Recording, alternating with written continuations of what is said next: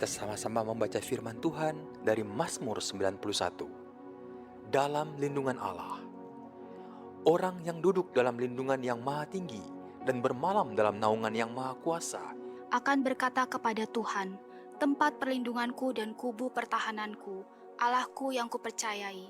Sungguh, dialah yang akan melepaskan engkau dari jerat penangkap burung, dari penyakit sampar yang busuk.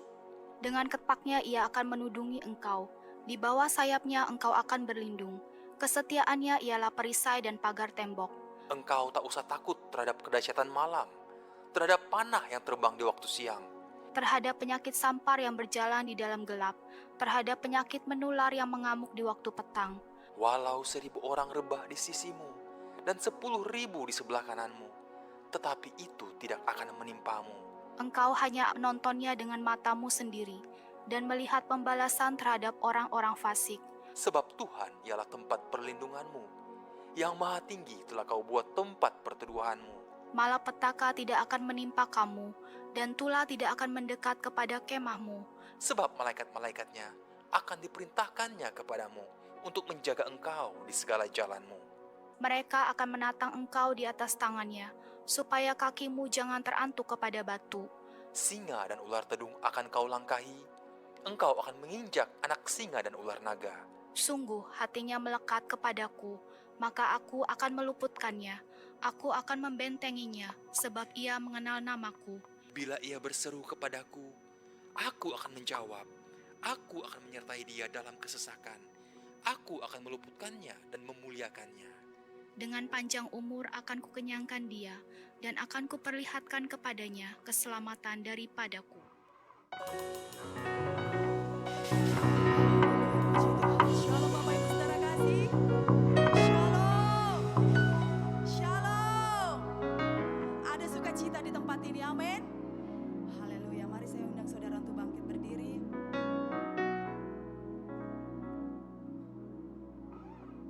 Kita mau mulai ibadah kita satukan hati kita untuk berdoa. Terima kasih Bapa yang baik, kami bersyukur Tuhan buat segala kebaikan-Mu dalam hidup kami Tuhan. Kami bersyukur buat kasih setia-Mu Tuhan Yesus. Kalau kami boleh ada sampai hari ini, itu semua bukan karena kekuatan kami, bukan karena kegagahan kami, tapi karena anugerah-Mu Tuhan.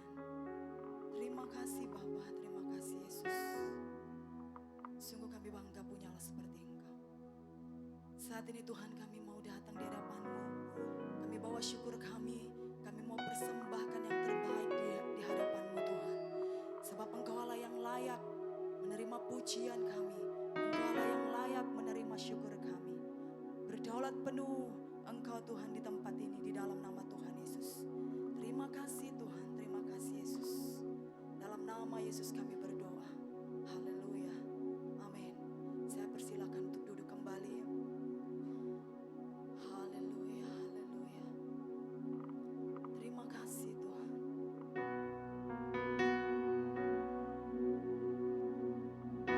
Kami menaikkan syukur kami bagi-Mu Yesus.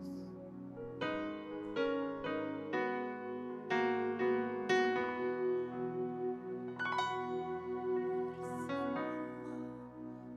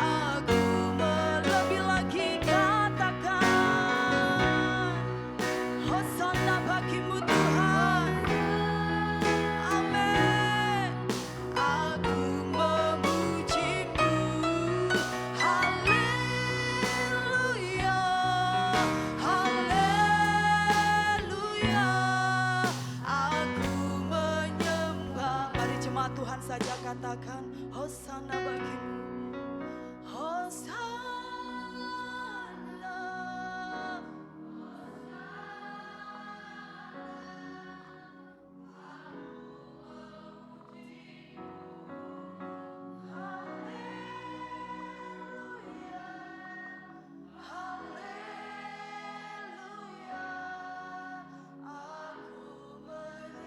Lebih lagi katakan nah, Hosana, aku memujimu. Haleluya, haleluya, aku Hosana bagimu Tuhan.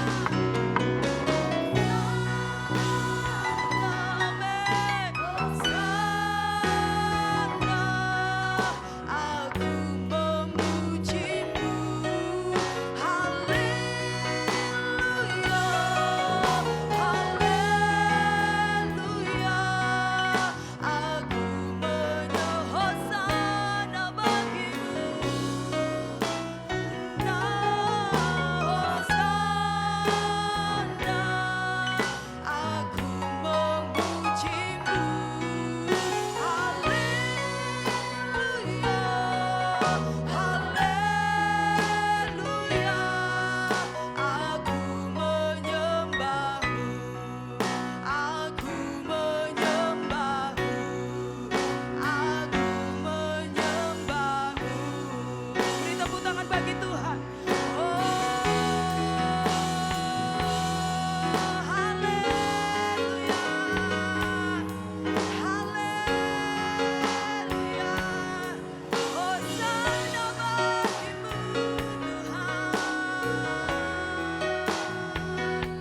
Hosana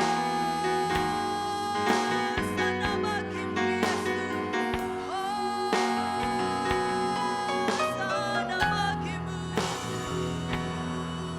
Terima kasih Tuhan. Haleluya. Kami memujimu, kami menyembahmu Tuhan. Terima kasih Yesus.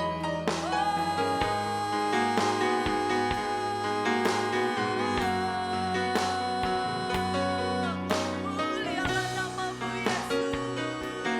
Sadaya raba-laba-laba, shikadaya raba-laba-laba, sande. Haleluya, haleluya.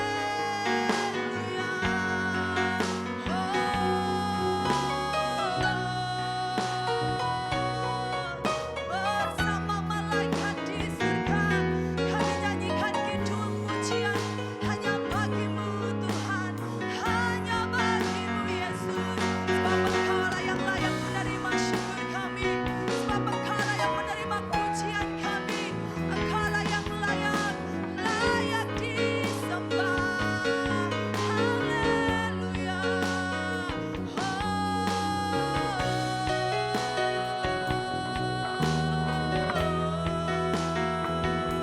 Terpujilah namamu Tuhan, terpujilah namamu Yesus.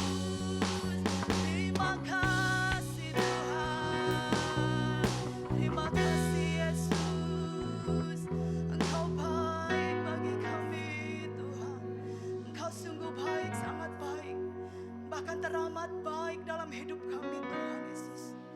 Terima kasih Tuhan, Engkau yang layak menerima pujian kami Tuhan.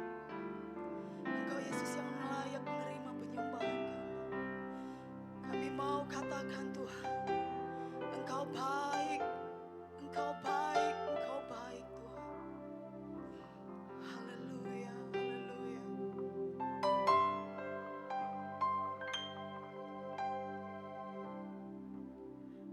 Bapa, Engkau baik. Bapa, Engkau baik.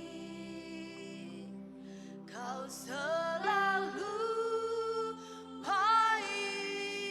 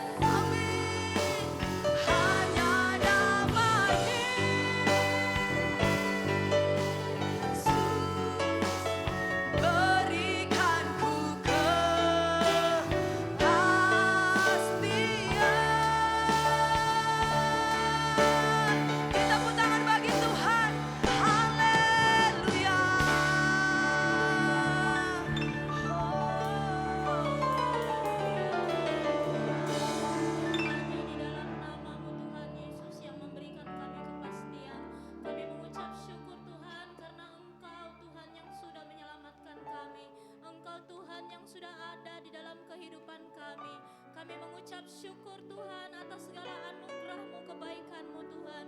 Kalau sampai pada hari ini Tuhan kami boleh ada Tuhan, semua karena anugerah dan kemurahan-Mu saja Tuhan. Terima kasih Tuhan Yesus, terima kasih. Segala puji hormat hanya bagi Engkau di tempat yang maha tinggi. Terpujilah Engkau ya Bapa, terpujilah Engkau Yesus, terpujilah Engkau Roh Kudus. Kami bersyukur, ampuni setiap kesalahan kami, pelanggaran kami Tuhan, yang sudah Tuhan yang kami buat Tuhan menyakiti Engkau. Biarlah Tuhan Kau jamah setiap kami dipulihkan, kami dibangkitkan, kami menjadi orang-orang yang sungguh-sungguh mengasihi Engkau lebih lagi ya Tuhan.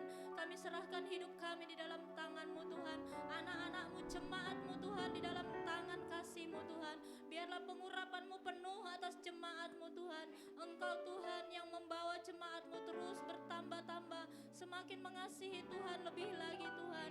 Apapun yang kami kerjakan Tuhan, Engkau buat berhasil. Engkau memberkati setiap keluarga-keluarga yang ada di tempat ini. Biarlah setiap kami yang ada di tempat ini Tuhan, pribadi lepas pribadi Tuhan, kami mengalami perjumpaan dengan Engkau Tuhan. Hidup kami Tuhan lebih lagi mengasihi Tuhan. Kami perlu Engkau dalam segenap hidup kami. Engkau memberkati Tuhan apapun Tuhan dalam kehidupan kami, rumah tangga kami, bahkan sampai kepada anak-anak kami. Dalam pendidikan mereka Tuhan, Engkau jagai anak-anak kami. Engkau lindungi mereka Tuhan dimanapun mereka berjalan Tuhan. Berikan anak-anak kami hati yang takut akan Tuhan juga Tuhan, sehingga hidup mereka juga menjadi berkat bagi banyak orang lain. Hidup mereka menjadi dampak bagi orang-orang di sekitarnya, di sekolahnya Tuhan. Terima kasih Tuhan, terima kasih. Berkati seluruh hamba-hamba-Mu Tuhan, pelayan-pelayan-Mu di tempat ini Tuhan. Biarlah setiap kami Tuhan bergandengan tangan untuk melayani Engkau. Kami memiliki hati yang unity, kami memiliki hati yang mengasihi Tuhan. Terima kasih Tuhan, terima kasih. Kami percaya Tuhan, Engkau Tuhan yang berdaulat atas tempat ini. Kuasa-Mu bekerja di tempat ini Tuhan.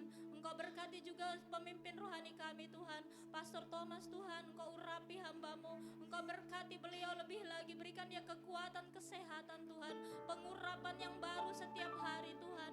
Tuhan, damai sejahtera-Mu turun atas hamba-Mu, di mana Tuhan Engkau menuntun dia Tuhan, di mana ketika hamba-Mu menyampaikan firman-Mu Tuhan, Engkau sertai dengan tanda-tanda heran dan tanda-tanda mujizat. Kuasa-Mu bekerja dalam pelayanannya, melalui hamba-Mu Tuhan. Gereja-Mu dibangkitkan Tuhan, gereja-Mu dipakai untuk menuai banyak jiwa-jiwa Tuhan. Kegerakan-Mu terjadi melalui gereja ini di dalam nama Tuhan Yesus. Terima kasih Bapa, terima kasih. Berkati seluruh staf penggembalaan yang ada di tempat ini, bahkan di gereja-Mu FLC Tuhan, mulai dari pusat ke cabang-cabang hingga kepada ke satelit-satelit Tuhan.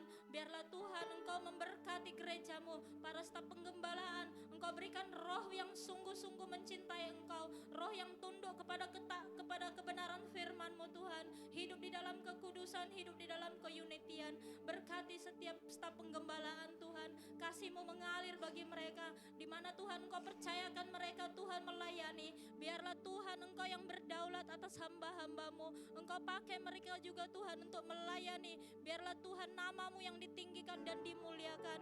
Di dalam nama Tuhan Yesus kami serahkan seluruh kebutuhan gereja-Mu Tuhan. Apapun itu Tuhan kami serahkan.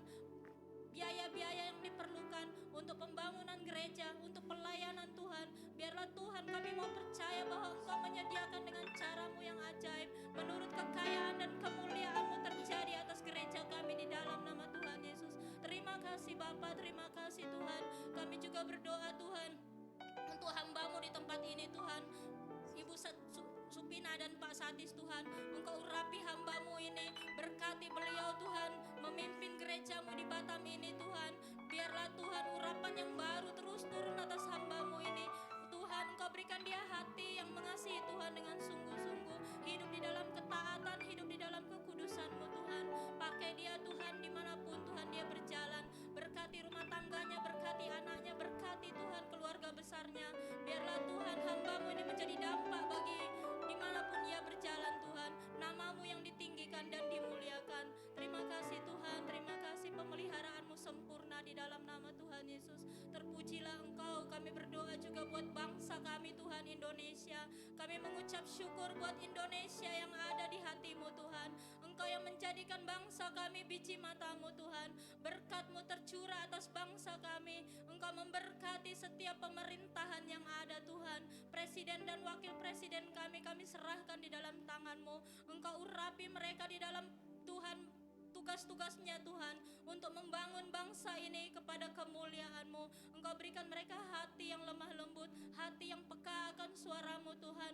Engkau berikan mereka roh yang takut akan Tuhan. Biarlah dalam seluruh tugas dia Tuhan, dia boleh jalankan dengan takut akan Tuhan, hidup di dalam kebenaran-Mu Tuhan. Berkati pemimpin dan presiden wakil presiden kami Tuhan. Kami serahkan mereka di dalam tangan-Mu. Engkau yang menjagai mereka, memberikan kekuatan, kesehatan, perlindungan di dalam nama Tuhan Yesus. Berkati juga seluruh Tuhan pemerintahan yang ada dari pusat hingga ke daerah-daerah, semua pemimpin-pemimpin yang sudah terpilih yang baru Tuhan, Engkau berkati mereka, berikan mereka roh ketaatan, tunduk kepada otoritasnya Tuhan. Berkati setiap mereka dalam tugasnya Tuhan.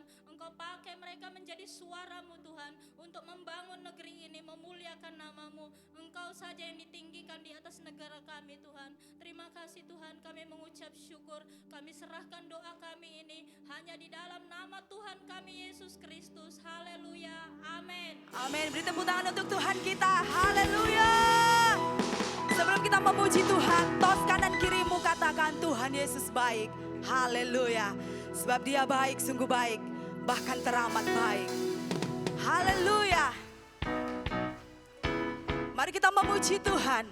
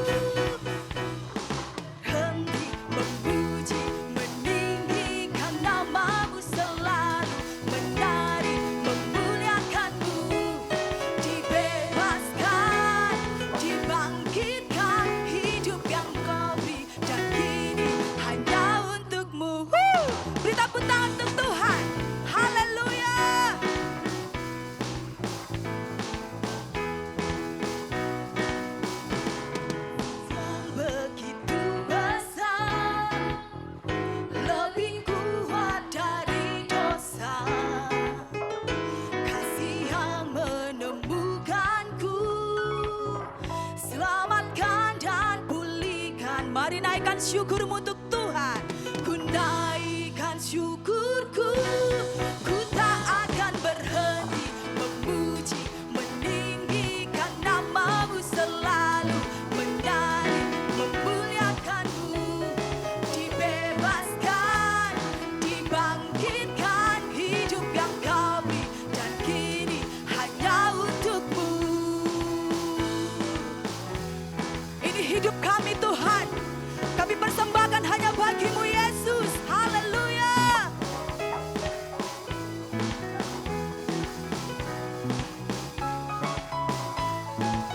Kita mau naikkan syukur kita untuk Tuhan. Ku naikkan syukurku, ku naikkan syukurku. Bas memuji Tuhan. Haleluya.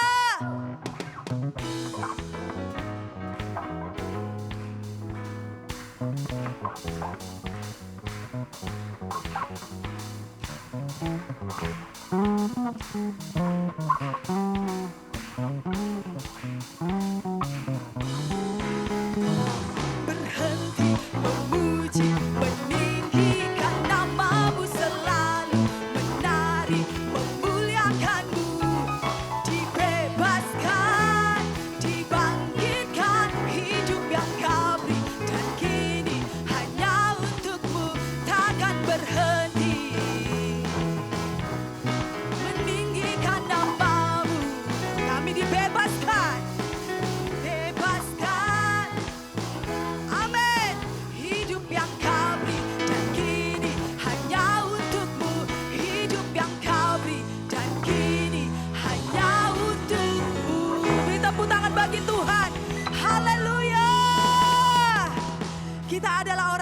dibebaskan Tuhan. Amin.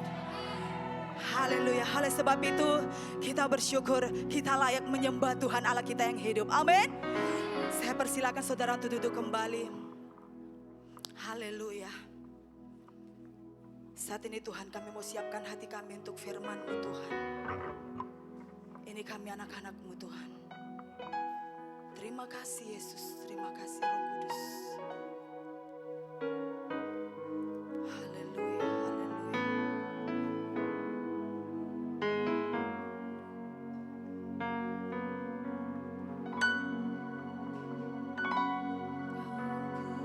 Bukakan jalan di lautan. Amin.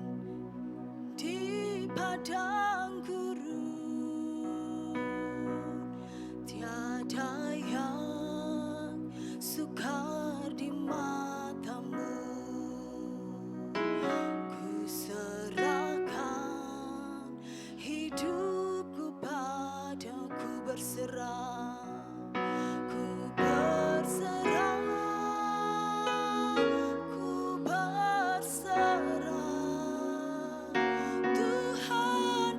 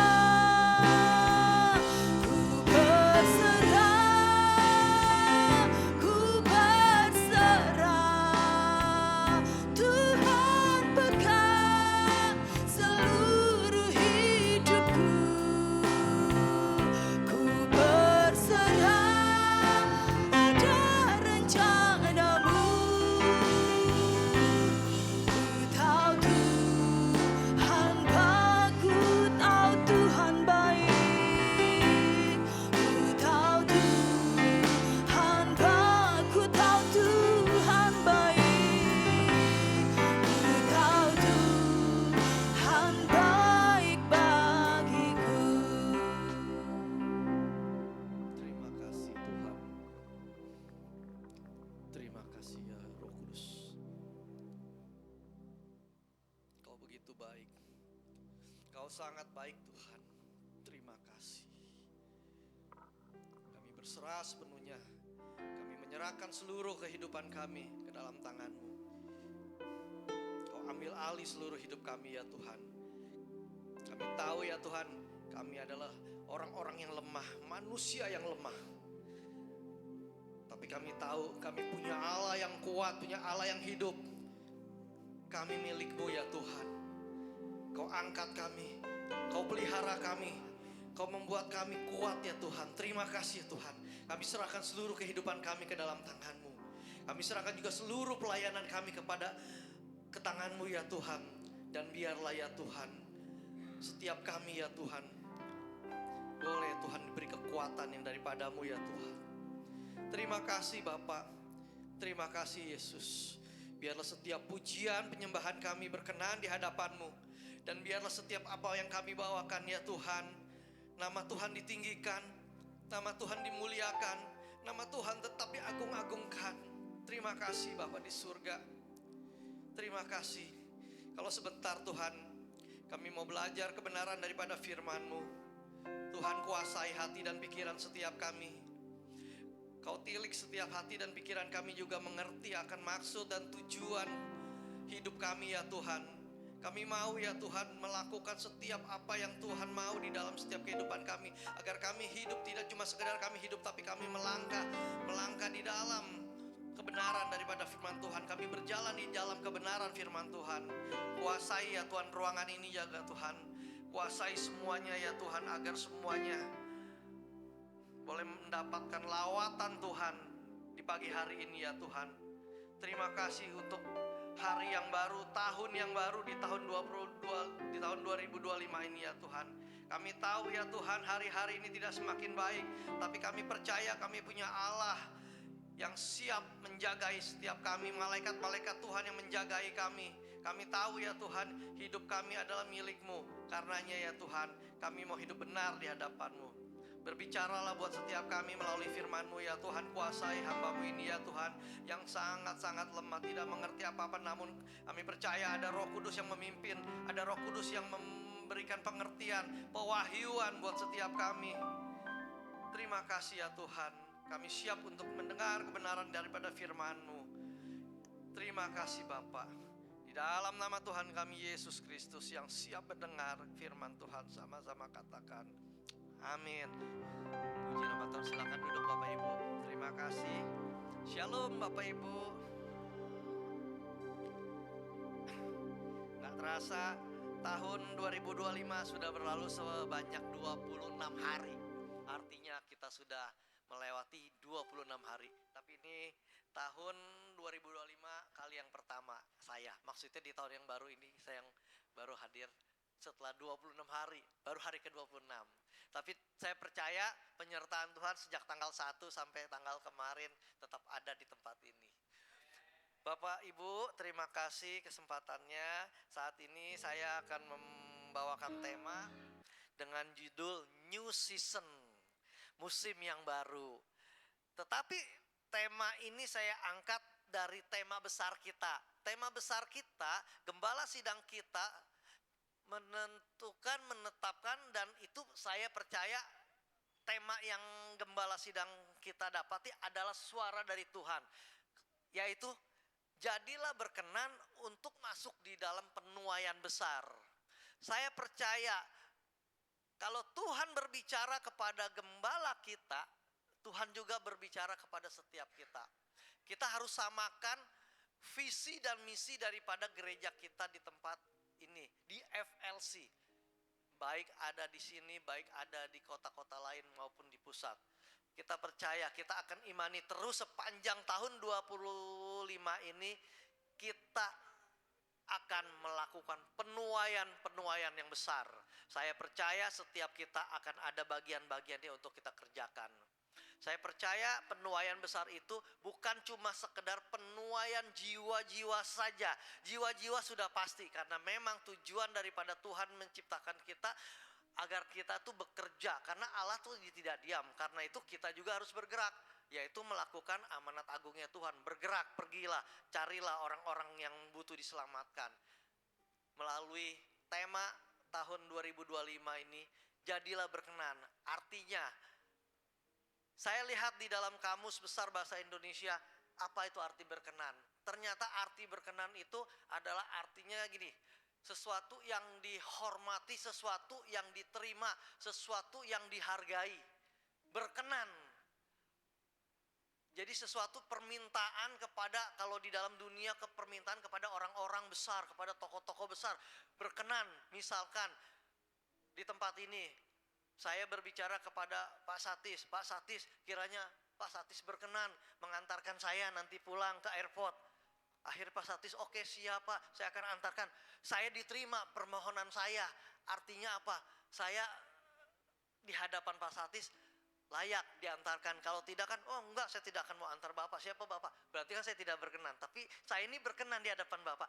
Demikian juga dengan Tuhan. Kita berkenan di hadapan Tuhan. Kita minta kepada Tuhan segala sesuatunya. Agar Tuhan tuh berkenan. Agar Tuhan tuh menerima apa yang menjadi permohonan kita.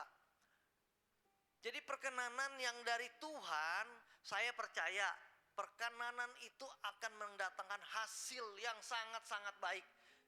Sangat-sangat menyenangkan buat kita. Dari Tuhan loh, dari manusia aja kita begitu senang. Saya diantar sama Pak Satis nanti siang, senang banget saya loh. Saya ke airport diantar gitu kan. Saya tinggal duduk diam. Tiba-tiba sampai di airport. Bahkan kita bisa ngobrol-ngobrol gitu kan. Nah demikian juga dengan Tuhan. Kita minta perkenanan dari Tuhan. Untuk apa? Ya untuk melakukan penuaian besar ini. Penuaian besar apa? Banyak gitu kan. Terlebih ya memang jiwa-jiwa di luar sana. Dalam hal ini ya, saya berbicara kita konteksnya enggak hanya sekedar memenuhi ruangan gereja. Betul, puji Tuhan. Kalau ruangan gereja ini puji Tuhan penuh, terima kasih kepada Tuhan. Artinya Tuhan percayakan banyak. Tetapi seberapa yang ada, saya percaya itu juga seizin Tuhan. Kalaupun saat ini hanya ada, katakan cuman ada 100, 200, puji Tuhan. Satu ketika akan menjadi 10.000 di tempat ini. Jadi biarkan Tuhan bekerja menurut porsinya. Porsi Tuhan buat kita. Terkadang gini loh, ada manusia dikasih berkat besar sama Tuhan tapi kita tidak bisa mengelola. Akhirnya habis. Tetapi ada porsi yang mungkin takarannya tidak sebesar orang lain, Tuhan kasih, tapi kalau kita bisa mengelolanya dengan sungguh-sungguh, dengan benar, itu akan bermanfaat dan itu akan bermultiplikasi dan itu akan berdampak, berbuah bagi banyak orang. Jadi nggak selalu harus dalam ruangan tuh selalu penuh.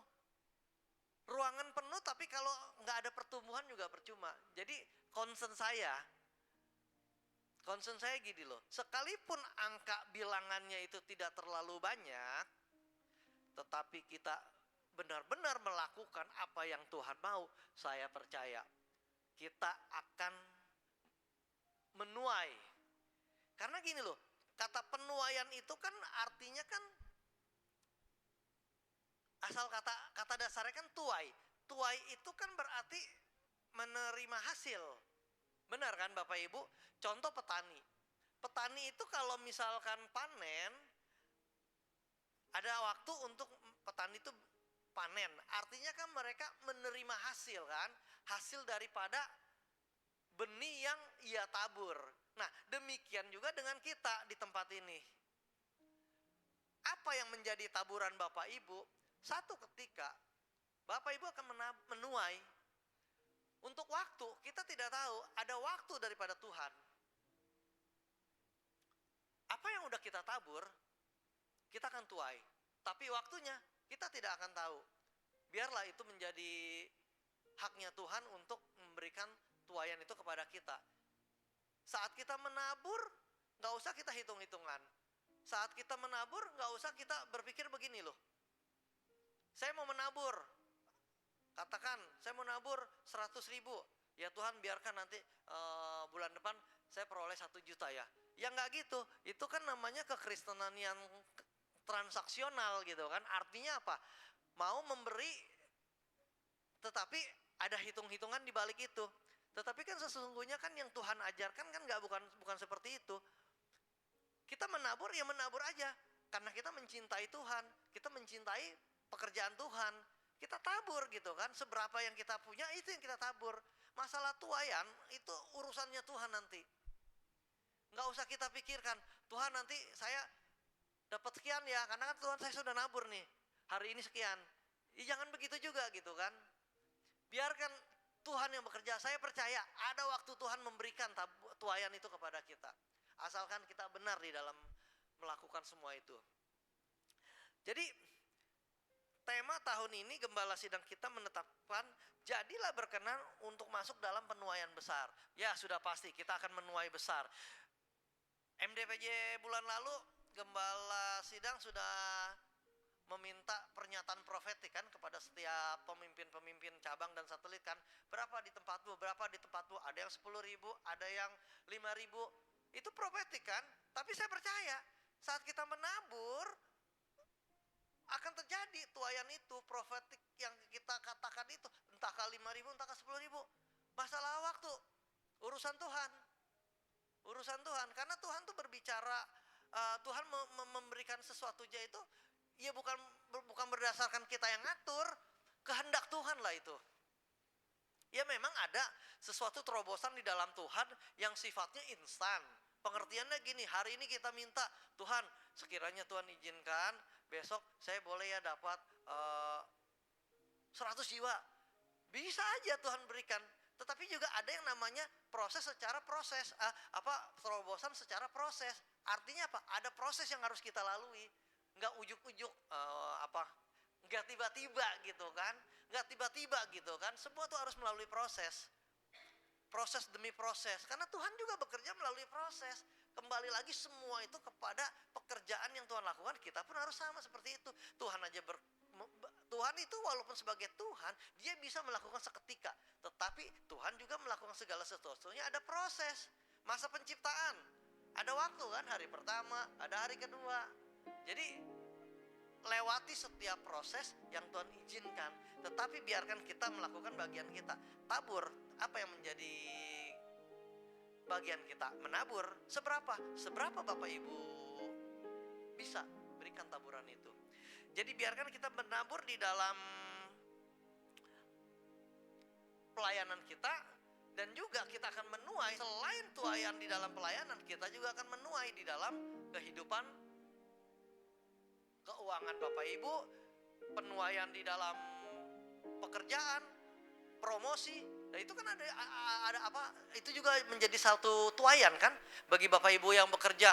Bapak Ibu menabur, ya kan di kantor tempat Bapak Ibu kerja. Bapak Ibu menabur waktu untuk pekerjaan di dalam perusahaan, entahkah itu toko, entahkah itu perusahaan. Dan pada saatnya engkau akan menuai promosi buat orang-orang yang bekerja di kantor. Engkau akan menuai promosi, engkau akan menuai promosi dalam hal karir. Percaya, pasti Tuhan akan bekerja. Nah, tapi kalau untuk kita bisa masuk ke dalam penuaian besar, tadi kita kan harus ada namanya proses. Nah, saya mencatat di sini ya. Pertama, untuk kita masuk ke dalam penuaian besar, pertama harus ada namanya pengorbanan. Kita lihat di Yohanes 15 ayat 13. Yohanes 15 ayat 13 di situ dikatakan, tidak ada kasih yang lebih besar daripada kasih seorang yang memberikan nyawanya untuk sahabat-sahabatnya. Yohanes menulis ayat ini konteksnya ini dia berbicara kepada Yesus. Yesus itu adalah tokoh yang dia tuh Tuhan, dia tuh manusia yang turun ke muka bumi yang memiliki kasih begitu besar. Artinya apa? Dia tuh nggak bisa melihat orang tuh hidup di dalam kebinasaan. Dia datang menyelamatkan orang-orang yang ada di dalam muka bumi ini. Dia datang untuk menyelamatkan mereka dari dosa. Sehingga Yesus itu memiliki kasih yang kasih agape, kasih yang tanpa pamrih gitu kan. Dia sampai dia mau mengorbankan nyawanya untuk menebus dosa kita. Itu artinya kan kasih yang nggak ada hitung-hitungan, kasih yang tidak ada pamrih, kasih yang tidak minta balas kebaikannya, tidak minta balasan gitu kan. Jadi sekarang ini seberapa pedulikah kita orang-orang yang ada di dalam Tuhan, punya nggak kasih seperti Yesus gitu kan. Berapa banyak kalau kita lihat di luar sana orang-orang yang hidupnya masih di dalam dosa, hidupnya yang diambang kebinasaan. Berapa banyak orang-orang yang butuh diselamatkan. Berapa banyak orang-orang yang juga susah. Nah, kita orang-orang percaya, kita orang-orang yang di dalam Tuhan, saya percaya sesusah-susahnya kita di dalam Tuhan, kita masih punya Bapa yang kaya. Kita masih punya Tuhan yang sanggup untuk memelihara kita. Nah, karenanya kalau kita melihat orang di luar yang belum kenal Tuhan, ya mari kita punya gitu loh, belas kasihan gitu kan kepada orang-orang di luar sana. Kita lakukan bagian kita seberapapun yang kita bisa berikan gitu kan. Kita bantu bantuan itu kan. Ya saya percaya di tempat ini sudah dilakukan Ibu Supina dengan tim ya pastinya ya. Kunjungan kepada lapas ya. Seperti itu ya, ada kunjungan-kunjungan, pekerjaan-pekerjaan yang dilakukan ya. Itu kan adalah bukti bahwa sebagai pelayan Tuhan, sebagai anak-anak Tuhan, kita sudah melakukan bagian kita. Besok Tuhan akan tambah-tambahkan lagi. Ada perkara-perkara yang lebih besar yang harus dikerjakan di tempat ini. Yang penting setiap Bapak Ibu sudah siap untuk melakukannya. Nanti akan Tuhan tambah-tambahkan gitu kan kapasitasnya gitu kan. Jadi miliki hati yang peduli. Miliki hati yang rasanya tuh melihat orang susah, kepinginnya menolong, kepingin membantu. Terlebih melihat orang yang udah diambang kebinasaan, menolong supaya kita tuh menyelamatkan orang itu. Ya paling tidak kita kan sudah tahu kebenaran, kita sampaikan kebenaran itu kepada orang-orang di luar sana. Karena tidak akan tahu orang kalau tidak ada yang menyampaikan kebenaran firman Tuhan itu. Setiap kita yang sudah tahu, ya kitalah yang harus menyampaikan kebenaran itu. Terlepas orang itu mau dengar atau tidak, itu urusan nanti. Saat kita, itu pun kita sudah melakukan taburan, kita sudah menabur firman, menabur kebaikan untuk keselamatan orang itu. Mengenai tuaiannya, biarkan saja urusan Tuhan nanti. Mungkin yang menuai bukan kita, mungkin nanti ada orang lain, gak apa-apa. Yang penting kita menabur bagian kita. Kan ada istilahnya menabur, menyiram, terus menuai, begitu ya. Jadi udah kita tabur aja gitu. Ntar biar ada orang yang menyirami gitu kan. Udah ambil aja bagian kita yang kita bisa gitu kan. Jangan sama sekali kita diam. Jangan sama sekali kita gak melakukan apa-apa. Ambil sekecil apapun itu berharga di mata Tuhan. Sampaikan kebenaran firman Tuhan. Cuma kita bilang aja, kamu kenal Yesus. Seperti Pastor Thomas kemarin kita pergi makan. Pelayan daripada food court itu dipanggil. Diomongin gitu kan. Saya bilang, wah dahsyat hal ya. Sampai orang, iya benar seperti yang Bapak ngomong gitu kan. Yang Bapak bicarakan. Akhirnya kan ujung-ujungnya dikenalkan kepada Kristus gitu kan. Kalau kamu mau ada keselamatan, harus terima Yesus. Terlepas orang itu nanti terima atau enggaknya, itu urusan Tuhan. Saya percaya itu udah masuk di dalam otaknya dia. Nama Tuhan sudah ada tercantum di dalam pikiran orang itu. Buat orang-orang di luar Tuhan gitu kan. Sekecil apapun pekerjaan yang kita lakukan, Tuhan hargai. Akan Tuhan nilai kok. Ada poinnya gitu kan. Pada akhirnya nanti biarkan orang itu yang merasakan dan menikmati hasil tuaian. Biarkan saja orang-orang lain gitu kan. Kita mau bagian kita nabur aja gitu. Jadi pengorbanan itu berbicara memang waktu, pasti ya. Ibu kalau kunjungan ke lapas, berapa waktu yang dipersiapkan? 1 hari kah?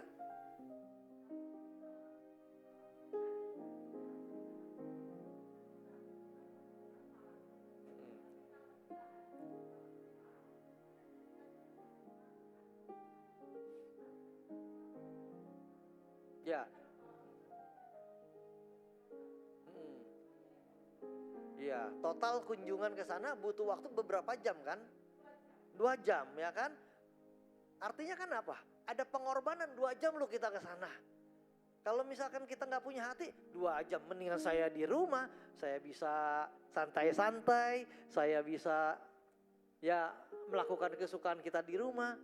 Tapi kan ini ada butuh pengorbanan, luangkan waktu kita datang. Ya kan waktu kita 2 jam. Terus apa lagi pengorbanan? Pasti ada biaya yang keluar dong, kan nggak mungkin. Ibu bawa kendaraan, pasti kan pakai minyak kan?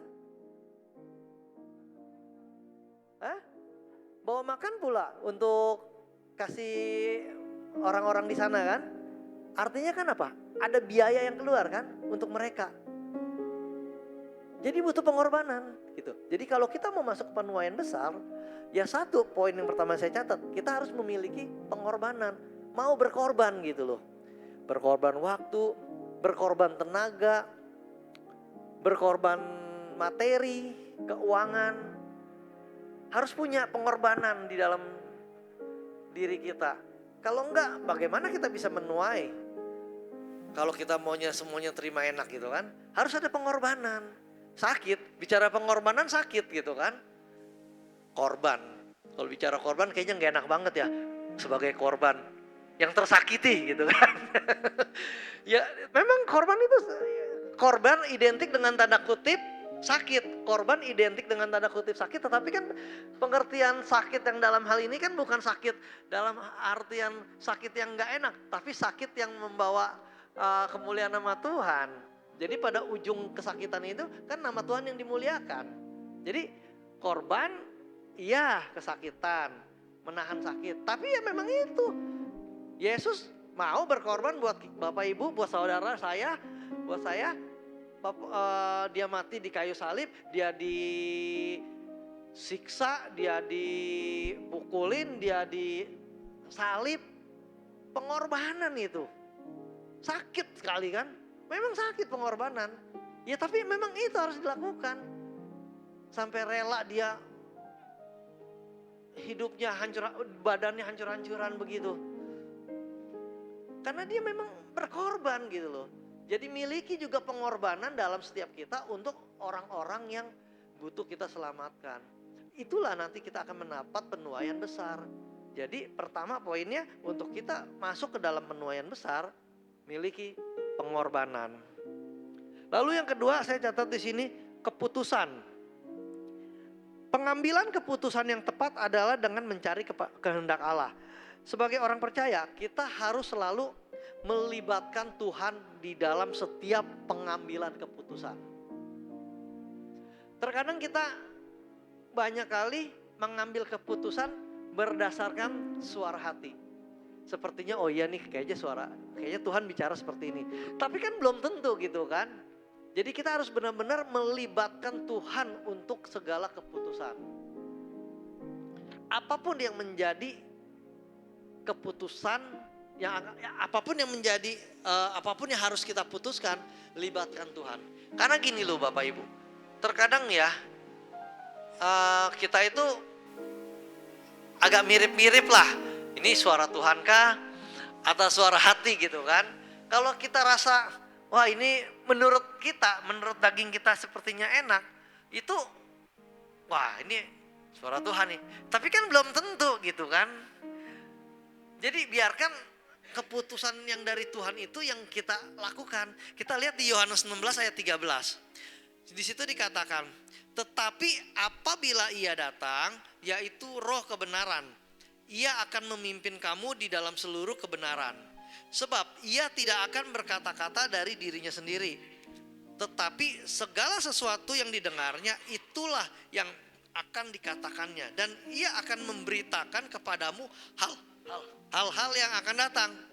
Jadi apabila ia datang, yaitu roh kebenaran. Roh kebenaran itu kan artinya kan Roh Kudus. Jadi kalau kita mengandalkan Tuhan, memang kita tidak sepeka, ya katakanlah seperti gembala sidang kita, memiliki kepekaan secara audible. Dia bisa dengar suara Tuhan secara audible.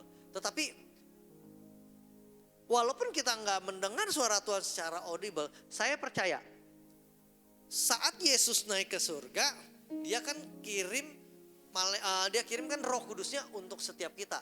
Roh Kudusnya itu kan tinggal di antara kita, setiap kita kan. Ada Roh Kudus yang tinggal di dalam kita.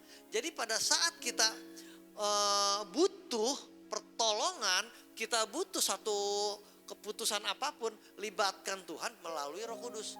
Roh Kudus akan memberikan semacam entahkah itu melalui pendengaran, walaupun gak audible, tapi ada Roh Kudus lah gitu kan. Makanya kalau kita intim di dalam Tuhan, itu seperti ada banyak yang bisa kita dapati gitu. Ya saya percaya itu Roh Kudus. Roh Kudus itu kan berperan kan sebagai penghibur, sebagai penolong, sebagai penghibur, sebagai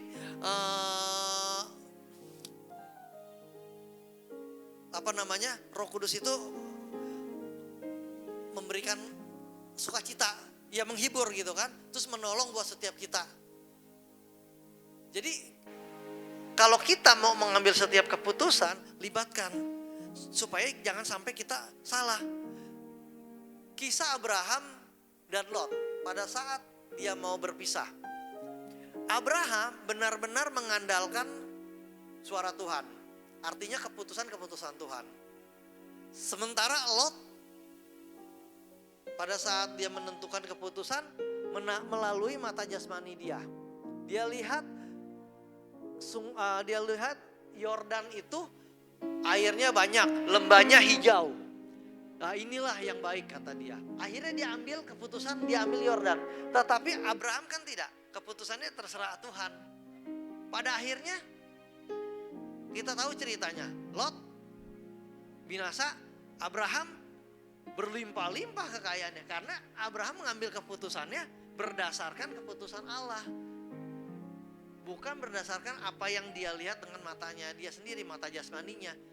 Bukan berdasarkan keputusan secara manusia, tapi dia melibatkan Tuhan.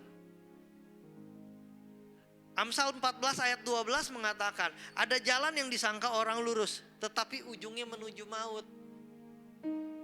Menurut kita, wah ini yang terbaik. Belum tentu. Kalau pada akhirnya ujung daripada perjalanan itu adalah kebinasaan, maut. Karena kita nggak melibatkan Tuhan, hanya memakai pemikiran kita, mata manusia. Jadi yang kita sangka itu jalannya mulus, ternyata di ujung itu jurang. Jadi libatkan Tuhan, libatkan Roh Kudus dalam segala pengambilan keputusan. Kita akan mengalami penuaian besar. Gak salah jadinya kalau kita libatin Tuhan. Apapun yang menjadi keputusan Tuhan lah. Banyak kali saya juga mengalami sesuatu pergumulan. Tetapi saya bilang, Tuhan kalau emang ini dari Tuhan, ya biarkan ini terjadi. Tapi kalau bukan dari Tuhan, tolong lakukan. Karena saya gak mau nanti saya salah. Kalau sampai salah, repot urusannya gitu kan. Jadi biarkan keputusan itu dari Tuhan. Supaya Tuhan tuh kalau udah ngasih keputusan, saya percaya. Kalau keputusan dari Tuhan, saya yakin ujungnya semua indah. Tapi kalau bukan dari Tuhan, yang tadi Amsal 14 ayat 12 katakan, kita sangka jalan itu lurus, karena ternyata ujungnya yaitu maut. Jadi yang kedua, untuk kita bisa masuk ke dalam penuaian besar, kita harus mempunyai keputusan. Keputusan apa lagi? Yang pasti keputusan terima Yesus sebagai Tuhan dan Juru Selamat. Nah ini yang paling terpenting. Keputusan terima Yesus itu, kita tidak akan bisa menuai di dalam masa penuaian besar ini kalau kita tidak sungguh-sungguh menerima Yesus. Itulah yang harus kita ambil keputusan, komitmen. Sekali Yesus tetap Yesus. Kalau kemarin waktu zamannya pilihan pilkada atau apalah kemarin, yes, NKRI harga mati. Sekarang kita bilang untuk kita bisa masuk penuaian besar, yes, Yesus harga mati. Artinya apa? Sekali Yesus tetap Yesus. Harga mati, iyalah Yesus mati buat kita. Makanya sekarang harga mati. Artinya apa? Ya kita harus menghargai kematian Yesus gitu kan. Yesus mati di kayu salib buat Bapak Ibu, buat saya dan buat setiap kita diselamatkan. Dan berarti sekarang sekali Yesus tetap Yesus, Yesus harga mati. Artinya harga mati yang nggak bisa ditawar-menawar, nggak ada bargain lagi, nggak ada tawar-menawar, nggak ada pilihan lain. No choice berarti kan, only Jesus. Jadi ambillah keputusan yang benar, terima Yesus sebagai Tuhan dan Juru Selamat untuk kita masuk ke dalam penuaian besar. Tadi seperti saya katakan, penuaian itu kalau kita berbicara itu aspeknya luas. Bukan hanya sebatas di dalam pelayanan saja, di dalam kehidupan kita, di dalam entahkah itu di dalam pekerjaan, di dalam usaha, di dalam rumah tangga, itu akan ada penuaian-penuaian juga. Penuaian itu kan gak identik dengan pelayanan aja. Memang betul kalau konteks sekarang kita berbicara pelayanan, tetapi kan sesungguhnya penuaian besar yang dimaksud dalam tema yang gembala kita dapat itu penuaian secara komprehensif ya, secara meluas gitu loh. Bukan satu aspek hanya di pelayanan, tapi saya imani pada saat saya dengar jadilah berkenan masuk ke dalam penuaian besar, langsung saya akan menuai besar. Menuai apa? Menuai di dalam rumah tangga, menuai di dalam pekerjaan, menuai di dalam pelayanan. Jadi seluruh aspek penuaian besar terjadi. Enggak hanya satu sisi, enggak hanya satu aspek, tapi seluruh aspek terjadi penuaian yang besar. Jadi keputusan terima Yesus itu keputusan yang paling tepat. Jadi harus ada keputusan untuk kita masuk ke dalam penuaian besar. Yang ketiga, supaya kita bisa masuk ke dalam penuaian besar, harus adanya pertobatan. Di dalam 2 Korintus pasal 7 ayat 9 dan 10 dikatakan, namun sekarang aku bersuka cita bukan karena kamu telah berduka cita, melainkan karena duka citamu membuat kamu bertobat. Sebab duka citamu itu adalah menurut kehendak Allah, sehingga kamu sedikit pun tidak dirugikan oleh karena kami. Sebab duka cita menurut kehendak Allah menghasilkan pertobatan yang membawa keselamatan dan yang tidak akan disesalkan. Tetapi duka cita yang dari dunia ini menghasilkan kematian. Apa sih itu pertobatan? Pertobatan adalah berbalik dari jalan yang salah kembali kepada jalan yang benar, kembali kepada jalan yang Tuhan. Jadi artinya, jadi misalkan begini, sekarang jalan kita umpamanya gini, sekarang jalan saya lah ya, saya berjalan ke arah sana. Ini jalan yang salah, jalan yang rusak. Saya berjalan, saya harus bertobat. Artinya kan berbalik yaitu saya jangan lewat situ lagi, tapi balik ke sini gitu kan. Jadi tinggalkan yang lama, masuk ke jalan yang baru di dalam jalannya Tuhan. Terkadang memang Tuhan izinkan ya, proses itu terjadi di dalam setiap kehidupan setiap kita. Yang namanya padang gurun itu memang nggak luput sebenarnya dari setiap kehidupan kita. Tetapi padang gurun yang Tuhan izinkan terjadi itu ada sisi baiknya buat setiap kita. Pertobatan itu terjadi memang pada saat adanya masalah. Pertobatan terjadi pada saat kita mengalami sesuatu yang udah nggak enak gitu kan, pokoknya udah berasa kita udah nggak sanggup gitu kan. Akhirnya kita berbalik kepada jalan Tuhan. Nah itu yang dimaksud dengan pertobatan. Dulu hidup saya juga nggak beres, hidup saya dulu juga kacau gitu kan. Padahal saya sudah pelayan Tuhan. Saya bergereja tahun 97, tapi belum lahir baru ya Bapak Ibu, tahun 97. Saya bergereja cuman karena waktu itu kan saya dan istri kan mau menikah. Istri saya memang orang Kristen. Istri saya orang Kristen sejak kecil. Istilahnya dia sudah sekolah minggu gitu kan. Kalau saya kan enggak. Saya kan dari orang agama Buddha ya kan.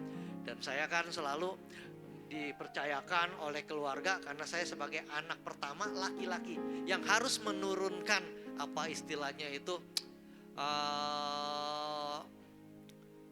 menurunkan istilahnya apa tuh penerus gitu ya, sembahyang gitu kan.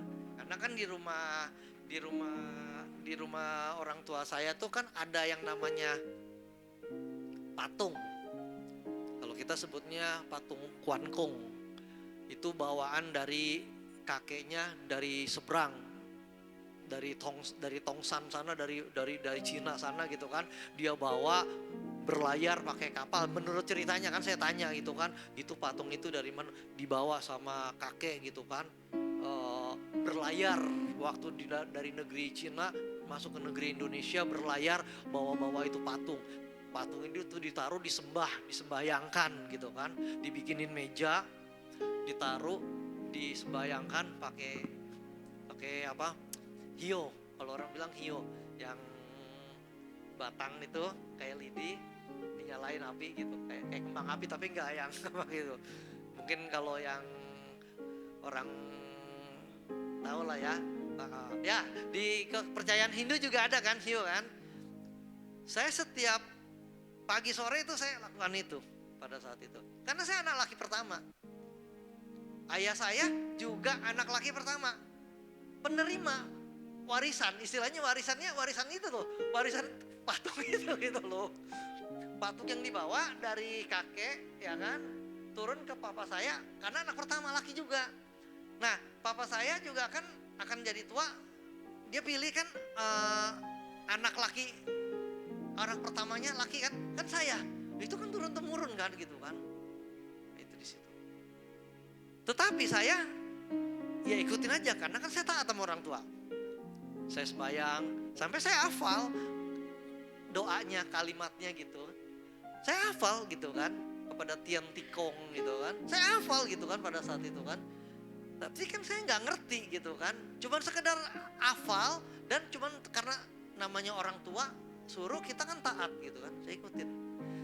Satu ketika saya pacaran sama istri saya, istri saya orang Kristen. Tapi saya juga bingung, saya katanya orang Buddha tapi saya nggak pernah ke rumah ibadah. Kan kalau orang Buddha kan rumah ibadahnya wihara kan. Ya benar kan, wihara kan. Ya ada yang kelenteng, ada yang wihara gitu kan. Tapi kayaknya kalau kelenteng itu mungkin Konghucu kali ya, lebih kepada vihara kan. Saya nggak pernah, cuma sembayangnya di rumah aja. Karena di rumah itu ada tepekong. Ya yang itu tadi patung, kita sebutnya ada tepekong gitu kan. Tempat sembayangannya atau tepekong itu kan. Akhirnya saya karena mau nikah kan harus ada persyaratannya, surat gereja. Nah, untuk dapat surat gereja berarti kan saya harus baptis. Saya tapi mundur dulu. Sebelumnya tuh waktu sebelum pacaran, waktu masih zaman saya sekolah, itu saya benar-benar ditentang nggak boleh ke gereja. Sama orang tua saya paling tidak boleh ke gereja. Nggak boleh. Tetapi kan saya 5 saudara ya. Saya punya kakak cewek, terus saya punya adik 3 di bawah saya. Kakak dan adik saya kalau hari Sabtu suka dijemputin sama orang-orang, dulu nyebutnya sama orang gereja. Dibawa ikut ke gereja sekolah minggu. Mereka boleh, tetapi saya nggak boleh. Sepertinya saya kayak dikhususkan. Karena anak laki pertama, penerus tahta orang tua gitu kan. Saya tidak boleh. Ya udah, saya nurut aja. Kakak saya sama adik-adik saya ingat waktu masih kecil pada ke gereja, seneng denger dia katanya nyanyi-nyanyi kan, sekolah gereja anak-anak remaja lah zaman-zaman dulu gitu kan. Saya di rumah aja gitu kan, saya taat aja. Tapi seiring waktu karena mau nikah, istri saya bilang kita harus ke gereja gini. Akhirnya saya ke gereja gitu kan. Ke gereja cuma sekadar ke gereja gitu kan. Tapi karena pada saat itu harus ada surat baptis, ya saya dibaptis. Dibaptis ya baptis aja gitu kan. Keluarlah surat. Bisa kan urus surat ke catatan sipil kan. Udah. Dan saya gak ngertinya setiap kali itu awal saya ke gereja, saya dipercayakan di gereja. Jadi koordinator. Padahal saya kan bukan orang gereja yang dari kecil. Saya dipercayakan pegang satu divisi. Dia bilang, dulu saya gerejanya gereja GPDI, ya kan, panggilnya kan Brur, gitu kan. Brur, nanti pegang divisi musiknya, tanganin untuk musik. Kamu atur anak-anak semua, pelayanan musik, pujian, penyembahan sama musiknya. Oke, saya cuma bisa bermain sedikit-sedikit gitu kan. Tapi karena saya dikasih hikmat sama Tuhan, saya panggil guru ibaratnya, ayo ajarin saya gitu kan. ajarin kami nih yang pada bermain musik seperti tadi ya kan, Pak Aba dan tim gitu kan. Kita panggil instruktur pengajar gitu kan. Hamba Tuhan juga, ajarin dong ya, ajarin gitu kan. Karena saya sebagai koordinator, ya artinya kan konsekuensinya sebagai koordinator kan ya harus berkorban. Berkorban waktu, berkorban materi, kan harus ngajak makan pengajarnya itu gitu kan. Ya udah, cuman pada saat itu jujur saya memang diberkati Tuhan pada saat itu. Sampai akhirnya saya melihat, karena saya kan kalau dikasih satu kepercayaan, saya nggak mau cuma sekedar saya mau lakukan ini cuma sebatas ini. Saya pengen semacam bikin terobosan. Saya siapin alat-alat musik di rumah. Saya beli alat musik. Ya ada lengkap lah, ada drum, ada keyboard, ada gitar gitu kan. Saya bilang sama tim pelayanan saya, kalau kalian bosen latihan di gereja, latihan di rumah saya saja. Saya siapin di rumah alat musik gitu kan. Nah, akhirnya kadang ada satu dua kali gitu bosen, ayolah di rumah sambil kita minum-minum teh gitu kan. Saya siapin di rumah, saya sediain tuh ruangan untuk berlatih gitu kan. Nah, itu karena saya waktu itu udah mulai-mulai, saya seneng dikasih pelayanan gitu. Tapi jeleknya saya tuh masih belum bertobat. Saya pelayanan, tapi memang saya punya kerinduan memajukan pelayanan gereja. Jujur saya pengen gereja itu maju. Sampai saya sediain gitu kan. Saya mau memberikan buat gereja gitu. Saya lakukan. Ya memang puji Tuhan pada saat-saat itu saya kan diberkati Tuhan pada saat itu. Tapi jeleknya saya pada saat itu, saya latihan sama teman saya. Setelah selesai latihan, kita cari warung pojokan. Saya masih merokok gitu kan. Saya merokok gitu kan. Latihan mah latihan, tetap berdoa. Saya suruh mimpin doa. Ayo Bapak yang pimpin doa. Saya doa gitu kan. Tapi setelah pulang dari latihan, kita cari warung gitu kan. Rokok gitu kan. Ya karena waktu itu saya sembunyi-sembunyi karena saya tahu itu gereja, gak boleh kan. Kalau zaman dulu saya sekolah, betul sembunyi-sembunyi terhadap guru. Rokok saya taruh di kamar mandi WC sekolah tuh ada kusen saya taruh. Saya juga dulu ngerokok waktu zaman sekolah. Oh itu pokoknya ceritanya rusak gitu kan.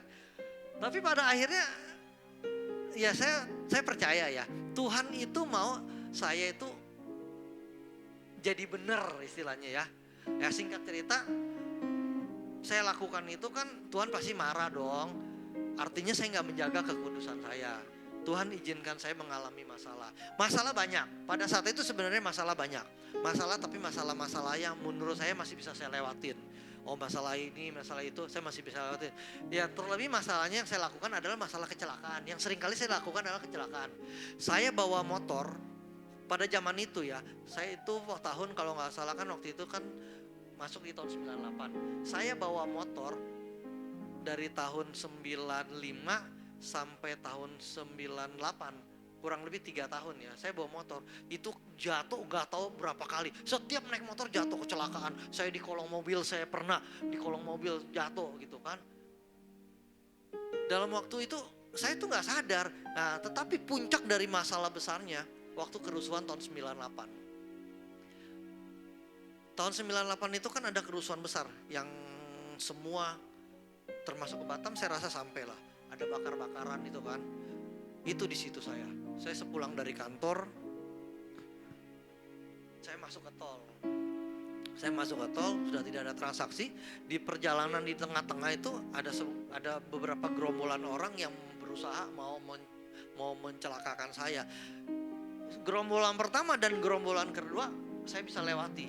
Karena kalau saya tabrak mereka pasti matilah, ya kan? Saya kan bawa mobil di tol kan. Tapi yang pas di gerombolan ketiga, dia ternyata udah ada mobil truk tangki, bawa tangki air apa tangki minyak saya nggak tahu, sudah disandra itu. Pada saat saya mau lewat lagi laju kencang, itu mobil dipalang. Akhirnya ya saya berhenti, tiba-tiba saya mau atret, mau berbalik nggak keburu, pecah kaca, kumprang semua. Akhirnya saya dipaksa turun. Hei Cina, turun loh Cina. Wah tangan saya udah dipegang. Udah mau mati lah saya. Singkat cerita tuh ada kayu dolken udah mau dipukul ke muka saya. Situ saya sebut nama Yesus, saya minta pengampunan. darah Yesus. Seketika berubah. Temennya yang megangin, temennya yang megangin saya langsung ngomong kepada yang mau mukul, jangan main pukul aja. Nah, suasana langsung reda. Pokoknya singkat cerita Tuhan tolong saya, akhirnya saya bisa dibebaskan dengan mobil yang udah gak jelas. Semua kaca sudah pada pecah. Hanya tinggal kerangka mobil tiang-tiangnya juga pada pengok. Orang dipukul, saya di dalam mobil dipukul, Cina turun keluar gitu kan. Pokoknya saya korban waktu kerusuhan tahun 98. Di situ saya kesaksian di gereja pada hari Minggunya. Saya bilang, saya tuh masih membadel itu. Saya bilang, Tuhan, waktu kesaksian kan kalau kami di GPD kan dulu begitu. Setiap ibadah ada kesaksian maju, maju kan. Saya maju, saya kesaksian. Saya bilang, padahal saya sudah kesaksian. Pada saat saya mau pulang Tuhan lindungi saya gini. Tapi ternyata tetap saya menjadi korban. Ternyata setelah saya sadarin, iya. Karena hidup saya belum bersih, hidup saya belum nggak sepenuhnya gitu loh kan, nggak sepenuhnya melayani Tuhan tapi dengan kekotoran di dalam hidup saya. Akhirnya di situ saya bertobat, saya tidak lagi merokok gitu kan. Singkat cerita saya bisa lepas. Sebelumnya, aduh susah bener gitu kan. Nah maksud saya gini loh, pertobatan itu memang terkadang Tuhan izinkan kita melalui masalah dulu, dihajar Tuhan bertobat. Tetapi ada juga pertobatan yang kita sadar, secara sadar. Ya artinya apapun yang kita kerjakan, pasti kita juga gak luput ya dari yang namanya dosa ya. Saya percaya manusia gak ada yang kebal dengan dosa. Setiap manusia pasti ada aja. Entahkah itu dari perkataan, dosa pemikiran. Kan bisa saja terjadi setiap hari loh. Jadi maksud saya gini, jadikan pertobatan itu sebagai gaya hidup. Setiap hari dari sejak kita bangun tidur sampai ketemu malam hari kita menjelang tidur, coba Bapak Ibu perhatikan, ada nggak satu kali pun tidak berbuat dosa? Saya sih ragu. Pasti satu kali pun pasti ada. Saya sih ragu kalau sejak bangun tidur sampai mau tidur. Kita bisa berkata, bersih Tuhan saya gak ada dosa. Saya sih gak yakin. Dari pemikiran aja udah bisa jadi dosa. Misalkan, saya sama Pak Satis, tadi bangun tidur, misalkan, ini mah enggak terjadi. Tapi misalkan, waduh ntar Pak Satis gak mau nganterin saya nih gimana. Itu udah dosa loh saya, berpikir yang jelek kan. Ya tapi gak terjadi, tapi maksud saya dari setiap kita pasti ada aja kan terjadi kayak gitu kan. Jadi marilah kita jadikan pertobatan itu sebagai gaya hidup. Setiap kali salah kita minta ampun. Setiap kali salah kita minta ampun. Pertobatan setiap hari. Pertobatan itu jangan dilakukan pada saat kita benar-benar mendapat hajaran dari Tuhan. Ngeri, saya yang udah ngalamin. Waduh sakitnya luar biasa itu. Menderitanya nggak enak gitu kan. Jadi pertobatan itu lakukan setiap kali, setiap saat gitu kan. Mau bangun tidur kita minta penyertaan Tuhan. Saat mau tidur kita minta ampun sepanjang hari. Dari pagi sampai mau tidur. Tuhan sepanjang hari ini tadi kalau ada kesalahan baik dari perkataan, baik dari pemikiran, dari mata. Kan bisa aja salah lihat gitu kan. Buka handphone, salah lihat gitu kan. Ya buru-buru, ya kan susah juga Pak Wardana. Kan sekarang kan jeleknya gitu handphone ya kan. Gitu kan. Aduh ada hanya hal-hal yang menjadi dosa. Buru-buru. Dek. Nah itu saya percaya. Kalau kita pas buka ada yang gak benar. Dek. Saya yakin itu ada Roh Kudus. Saya percaya itu ada Roh Kudus tinggal dalam kita. Tapi kalau kita sepertinya biasa-biasa saja. Tenang-tenang aja. Itu ngeri saya. Hati-hati anak muda. Ya kan? Handphone itu ngeri loh. Saya sering kali loh gitu loh. Buka handphone gitu kan. Misalkan mau masuk di aplikasi apa gitu kan. Ditayanginnya yang gak beres gitu kan, dek gitu kan, hati dek gitu kan. Saya bersyukur, oh berarti ada Roh Kudus. Mengingatkan saya, membuat saya ada rasa takut. Kita kan gak bisa hindarin teknologi, karena kita hidup di zaman teknologi saat ini. Kita hidup di zaman yang udah canggih. Segala sesuatunya sangat mudah masuk ke dalam satu genggaman yang namanya gadget. Jadi saya ngeri gitu kan, kalau saya melihat kondisi sekarang ya, Mungkin kalau zaman saya, zaman Pak Wardana, zaman Pak Satis, kita mengalami yang namanya perjumpaan dengan Tuhan. Kita bisa lahir baru. Artinya yang tadi saya cerita, awal saya hidup di dalam dosa karena saya kepercayaannya berbeda. Terus saya terima Tuhan, saya mengaku dosa, saya bertobat, saya lahir baru. Saya mengalami perjumpaan Tuhan. Di mana? Ya pada saat saya diproses. Kayaknya kita mencari wajah Tuhan. Tetapi yang saya ngeri sekarang adalah generasi di bawah saya, anak-anak saya, anak-anak Bapak. Syukur sudah di dalam Tuhan.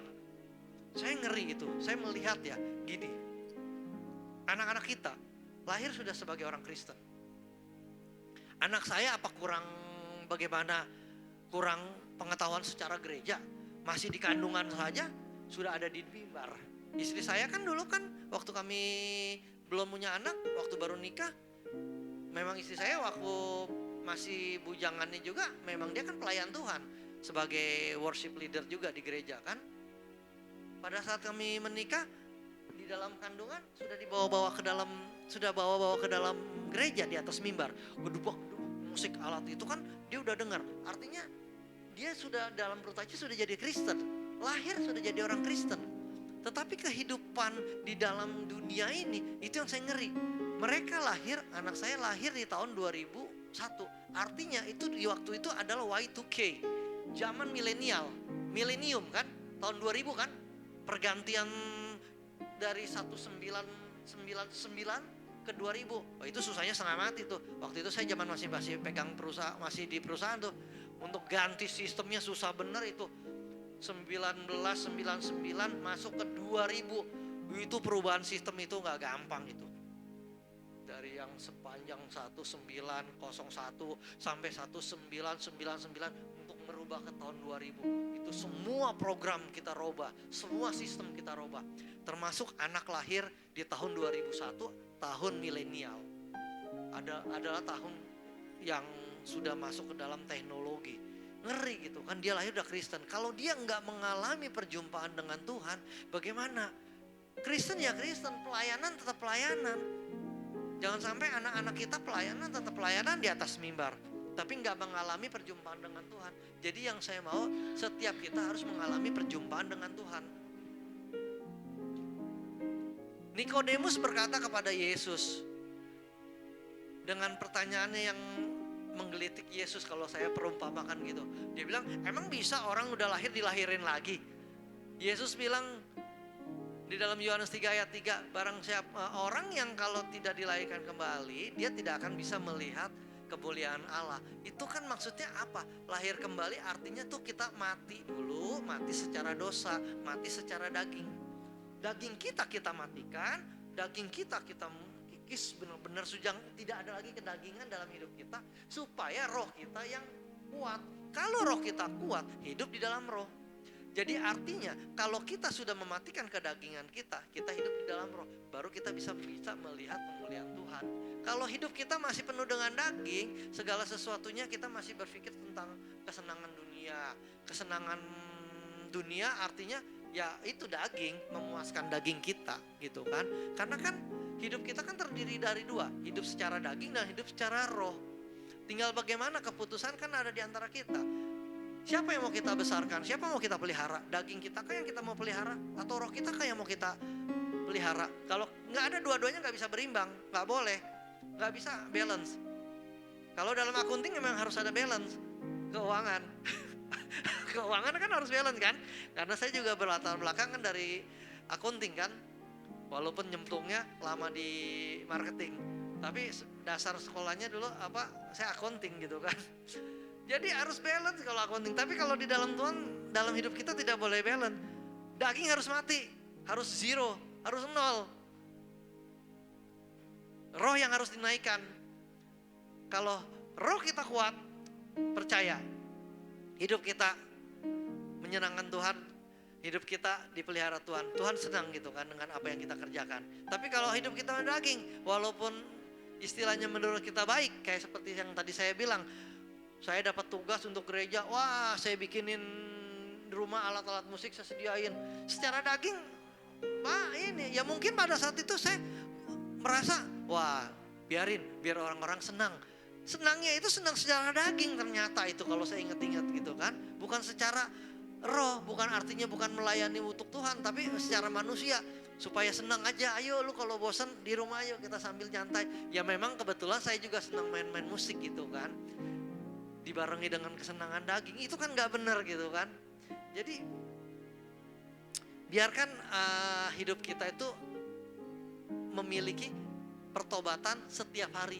Jadi pertobatan di dalam kehidupan kita sehari-hari. Jadi jadikan gaya hidup.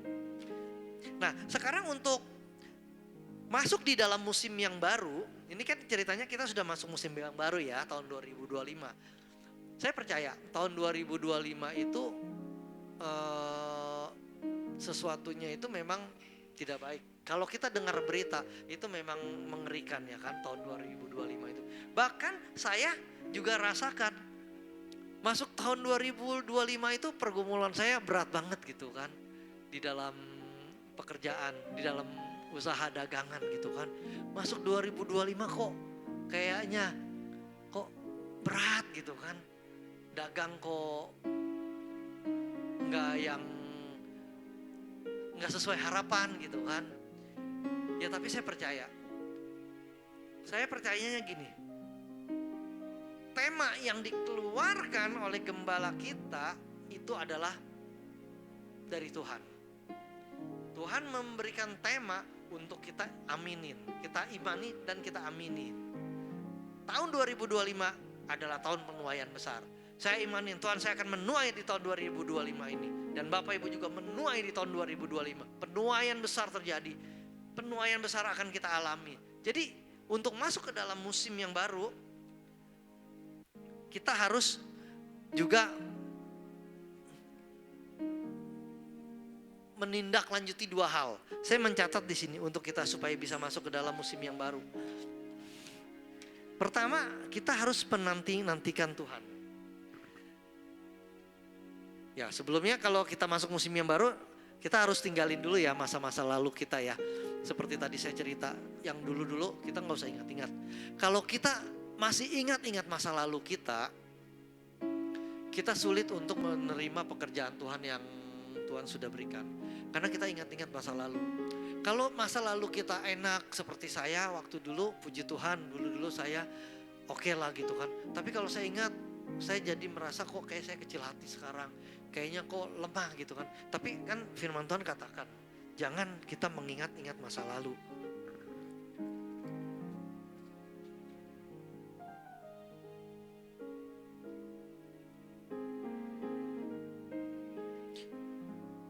Yesaya 55 ayat 11 ya, saya belum bacakan di situ. Demikian firman, maaf bukan.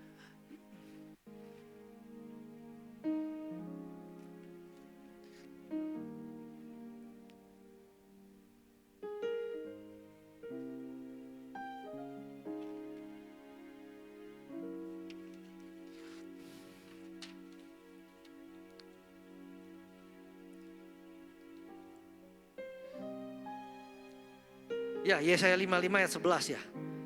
Di situ dikatakan, demikianlah firmanku yang keluar dari mulutku. Ia tidak akan kembali kepadaku dengan sia-sia, tetapi ia akan melaksanakan apa yang ku kehendaki dan akan berhasil dalam apa yang kusuruh kepadanya. Ini saya catat ayat ini berkaitan yang saya mau bicarakan, Yesaya 55 ayat 11.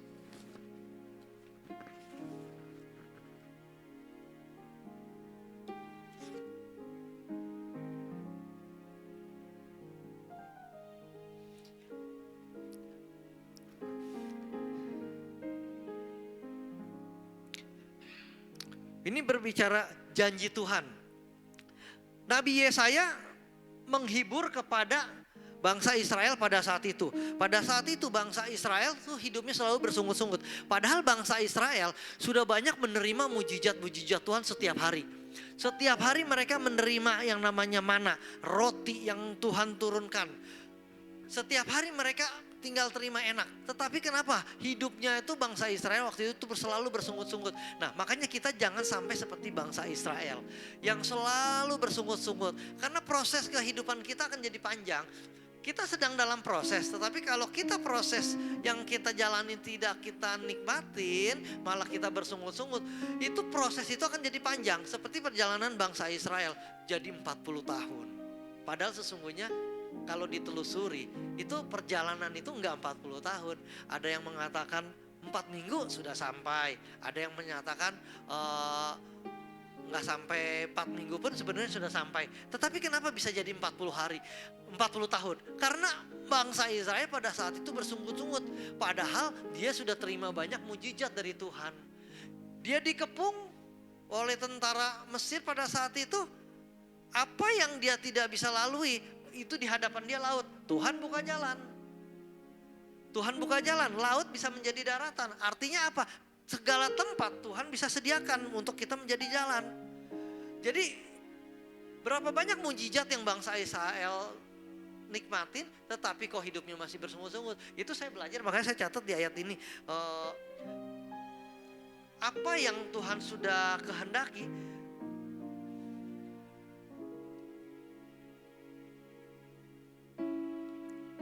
ia akan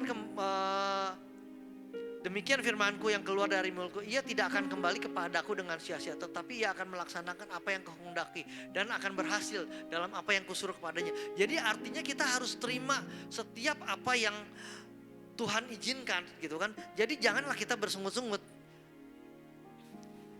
Yesaya 43 ayat 19 ada lagi di sini. Yesaya 43 ayat 19. Firman Tuhan katakan, lihat, aku hendak membuat sesuatu yang baru, yang sekarang sudah tumbuh, belumkah kamu mengetahuinya? Ya, aku hendak membuat sesuatu jalan di padang gurun dan sungai-sungai di padang belantara. Itu artinya tuh pada saat itu Tuhan sudah memberikan jalan keluar buat setiap umat Israel pada saat itu. Asalkan kitanya jangan bersungut-sungut. Jadi untuk masuk di dalam musim yang baru, kita tinggalkan semua masa lalu kita. Apalagi masa lalu yang nggak beres, kita tinggalkan supaya kita bisa masuk di dalam penuaian besar. Kita masuk di dalam musim yang baru, tinggalkan semua masa lalu kita. Nah, jadi untuk kita bisa masuk dalam musim yang baru, pertama saya catat, kita harus menantikan Tuhan. Di dalam Yesaya 40 ayat 31. Slide berikutnya, Pak. Ya. Yang harus kita lakukan untuk masuk di dalam musim yang baru, Yesaya 40 ayat 31 dikatakan, tetapi orang-orang yang menanti-nantikan Tuhan mendapat kekuatan baru. Mereka seumpama Raja Wali yang naik terbang dengan kekuatan sayapnya. Mereka berlari dan tidak menjadi lesu. Mereka berjalan dan tidak menjadi lelah. Artinya bahwa setiap masalah persoalan dalam kehidupan kita serahkan saja kepada Tuhan. Pada saat kita menanti-nantikan Tuhan, kita tetap akan ada kekuatan. Karena saya percaya Roh Kudus tinggal di dalam kita. Dia yang memberikan kita penghiburan. Roh Kudus yang memberikan kekuatan kepada kita. Roh Kudus yang menghibur anak-anaknya. Kita di dalam kelemahan, kita di dalam kesedihan, ada Roh Kudus. Tinggal Roh Kudus di dalam kita. Jadi kita nantikan Tuhan. Karena pada saat kita menantikan Tuhan, kita bersandar kepada Tuhan. Masalah boleh datang, masalah besar boleh datang, tetapi masalah besar itu jauh lebih besar daripada penyertaan Tuhan. Penyertaan Tuhan jauh lebih besar, masalah jadi kecil, gitu kan? Jadi penyertaan Tuhan jauh lebih besar. Tuhan kita jauh lebih besar daripada masalah. Sekalipun sepertinya masalah besar, tapi Tuhan kita jauh lebih besar. Lalu yang kedua, untuk kita masuk dalam musim yang baru, kita harus tinggalkan tempat yang lama. Apa maksud tempat yang lama? Yaitu Yesaya 43 ayat 18. Janganlah ingat-ingat hal yang dahulu dan janganlah perhatikan hal-hal yang dari zaman purbakala. Kalau kita menengok ke belakang, kadang saya suka yang tadi saya bilang, kalau saya nengok belakang kok dulu saya enak seperti itu, tapi pada saat sekarang kok sepertinya seperti ini. Ya udah, saya percaya itu ada maksud dan tujuan rencana Tuhan dalam hidup kita. Saya percaya kalau kita ikuti aja jalannya Tuhan, kita tuh akan terima kok yang namanya nanti mahkota. Apa yang kita kerjakan, lakukan aja. Jadi jangan kita ingat-ingat masa lalu. Saya teringat dengan kita kalau berkendaraan ya. Kalau kita naik kendaraan, kalau kita bawa mobil ya, kenapa itu kaca depannya kok besar? Kaca di atas tuh kok kecil yang buat tengok ke belakang. kaca depan besar ya. Itu artinya apa? Kita harus melihat ke depan. Jangan selalu nengok ke belakang. Kalau nengok ke belakang kan kita bisa bahaya kan. Makanya dikasih kaca kecil. Di atas setir kita kan ada kaca kecil kan. Berarti kan kita cuma sesekali aja lihat ke belakang gitu kan. Ya kan? Artinya kan jangan kita selalu melihatnya yang ke belakang. Kalau kita melihatnya yang ke belakang, nabrak kita gitu kan. Makanya lihatlah kaca yang besar. Nah itu kan sama perumpamaannya. Benar juga gitu kan. Jadi hidup kita, kalau kita selalu mengingat yang ke belakang, waduh, nggak bisa maju kita di dalam Tuhan. Saya kalau ingat ke belakang dulu enak gitu kan. Boleh dibilang tidak berkekurangan. Tetapi kalau sekarang Tuhan izinkan seperti ini, ya saya berterima kasih juga kepada Tuhan. Ada maksud dan rencana Tuhan dalam hidup saya. Jadi mari kita lihat ke depan, pandang Yesus. Tetapi bukan cuma sekedar memandang, cuma sekedar diam. Tapi seperti yang tadi saya katakan, kita lakukan bagian kita untuk kita masuk dalam penuaian yang besar. Kita kerjakan bagian-bagian kita. Apa karunia-karunia yang Bapak Ibu miliki? Lakukan. Talenta-talenta apa yang Bapak Ibu miliki? Lakukan. Pekerjaan Tuhan tuh banyak, ya kan?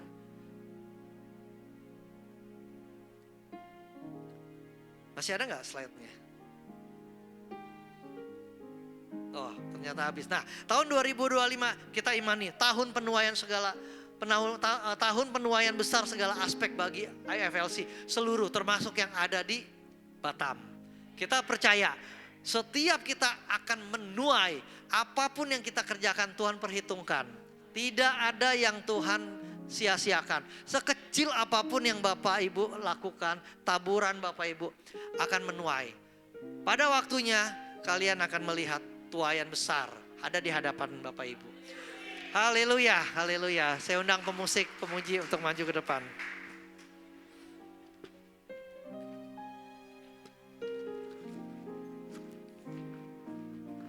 Saya undang Bapak Ibu untuk bangkit berdiri. Tuh, terima kasih Tuhan Yesus.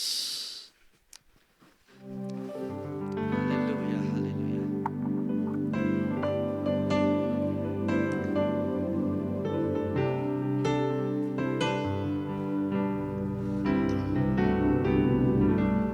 Haleluya, Yesus. Terima kasih. Penyertaanmu Tuhan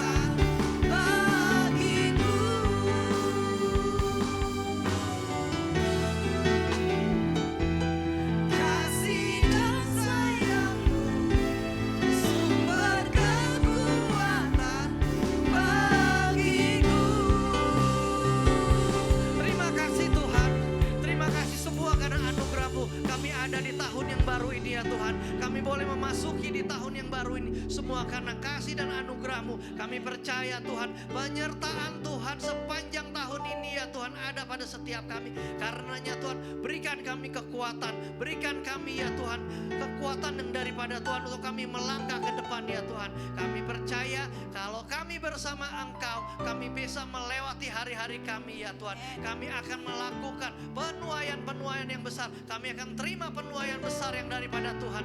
Terima kasih ya Tuhan untuk kebenaran firman-Mu. Dan biarlah Tuhan setiap kami beroleh tuaian yang besar. Karena kami rindu ya Tuhan, nama Tuhan terus dipermuliakan ya Tuhan. Dan gereja ini ya Tuhan boleh menjadi kesukaan Tuhan, tempat di mana tempat ini ada ya Tuhan, banyak jiwa-jiwa dimenangkan akan datang di tempat ini ya Tuhan. Kami rindu ya Tuhan, tempat ini menjadi satu tempat pemulihan bagi banyak jiwa ya Tuhan.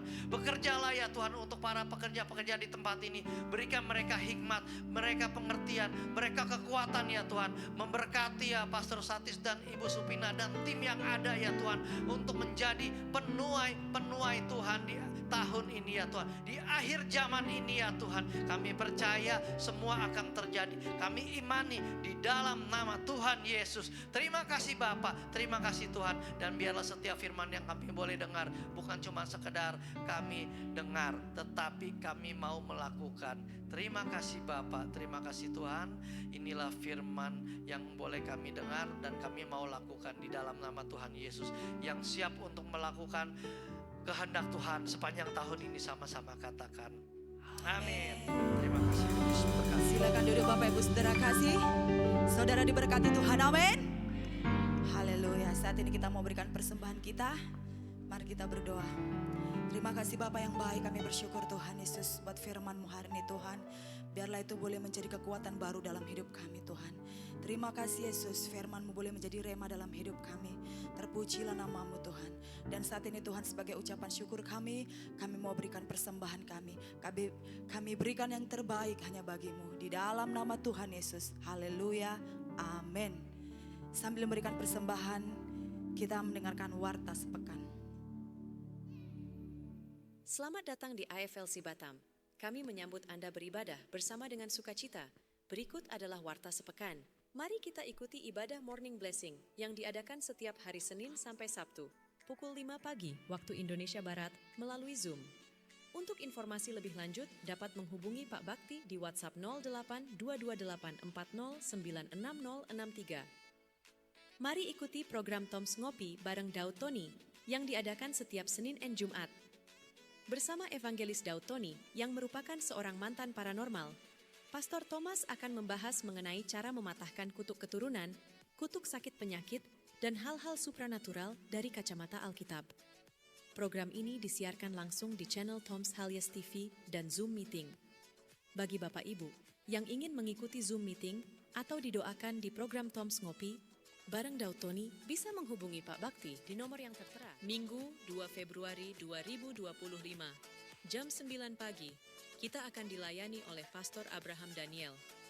Mari ajak rekan dan sanak saudara untuk mengikuti ibadah bersama. Berikut rekening IFLC Batam.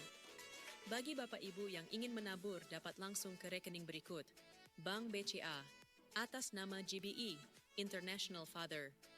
Bagi siapa saja yang meminta sumbangan mengatasnamakan IFLC Batam, tidak melalui persembahan di gereja ataupun rekening tersebut, dinyatakan bukan untuk gereja. Selamat datang kepada Bapak Ibu Jemaat yang baru pertama kali hadir. Jika belum berjemaat di gereja lokal, Bapak Ibu Saudara kami undang untuk beribadah bersama di IFLC Batam. Demikianlah warta sepekan ini. Terima kasih atas perhatiannya. Tuhan Yesus memberkati. Haleluya, saya undang saudara untuk bangkit berdiri. Kami mengucapkan yang baru pertama kali hadir, selamat bergabung di tempat ini. Tuhan Yesus memberkati. Haleluya.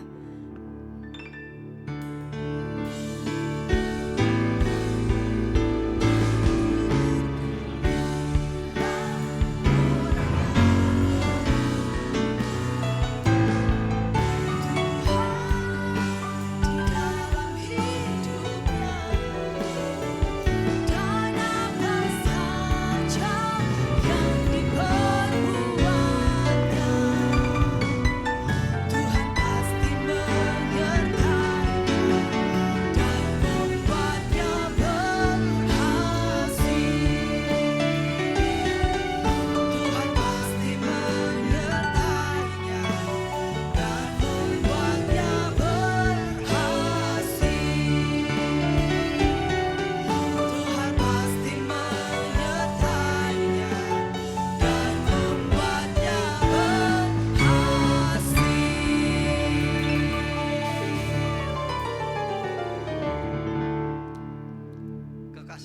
Tuhan yang sangat dikasihi. Engkaulah penuai-penuai akhir zaman. Engkaulah penuai-penuai di tempat ini. Tuhan akan memberikan kekuatan, memberikan kemampuan, memberikan segala yang ada pada Tuhan untuk kalian kerjakan. Dan saat ini kekasih-kekasih Tuhan, pulanglah, terimalah berkat dari Bapa di surga bersama anaknya yang tunggal di dalam persekutuan yang manis dengan Roh Kudus. Mulai hari ini sampai Tuhan Yesus datang menjemput kita, Maranatha datang membawa kita di awan-awan yang permai. Kekasih-kekasih, pulanglah, melimpah segala berkat yang daripada Tuhan di dalam nama Yesus. Yang siap menuai, sama-sama katakan amin. Selamat hari Minggu Tuhan.